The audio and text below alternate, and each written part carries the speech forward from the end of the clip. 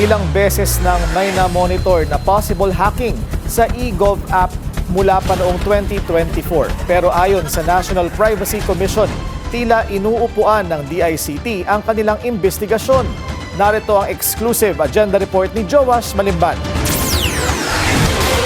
Inabot na ng mahigit isang taon ang investigasyon ng National Privacy Commission sa umano'y personal data breach at hacking incident sa eGov PH platform ng Department of Information and Communications Technology. Pero tila hindi ito umuusad dahil wala umanong natatanggap na sagot ang NPC mula sa DICT.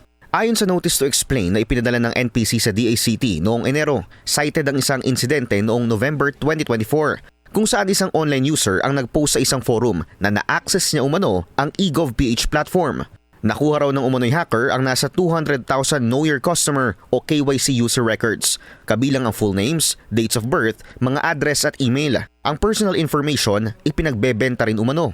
Isang liham ang ipinadala sa National Computer Emergency Response Team o NCERT Division ng DICT noong December 2024. Pero hindi raw nakatanggap ng kahit na anong response ang NPC. Muling nagpadala ang NPC ng liham na address na mismo sa DICT noong December 22, 2025.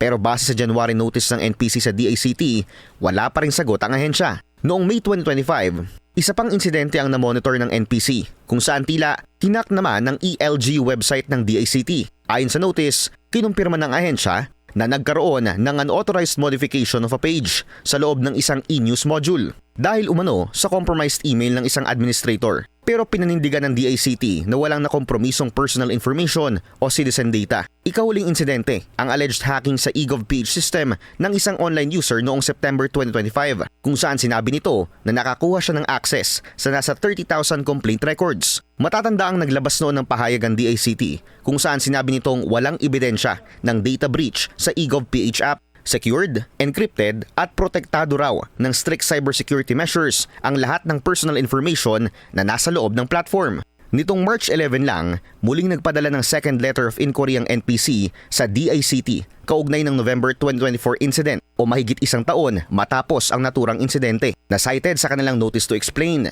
Ang layo nito, alamin mula sa ahensya kung mayroon bang KYC o personal information ng eGov PH users na nakompromiso. Kumpirmasyon kung mayroon bang unauthorized access, intrusion or compromise sa network infrastructure ng DICT na sumusuporta sa eGov PH platform. Mga detalye ng internal investigation ng DICT kaugnay ng insidente. At kung ano mga isinagawang hakbang ng ahensya matapos ang alleged hacking. As of March 11, wala pa rin daw natanggap na sagot ang NPC. Mula nung una silang magpadala ng liham sa NCERT Division ng DICT noong 2024. Dumulog kami kay DICT Secretary Henry Aguda. Bagaman walang ibinigay na concrete at specific details, sinabi ng kalihim na nakipagpulong na ang ilang kawani ng DICT sa NPC noong March 17.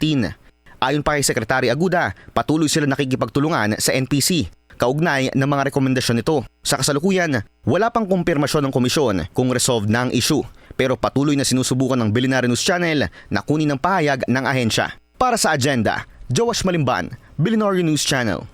Manatiling nakatutok sa Billionaire News Channel. Sumubaybay sa aming social media accounts at mag-subscribe sa aming YouTube channel para sa mga eksklusibong balita at storya.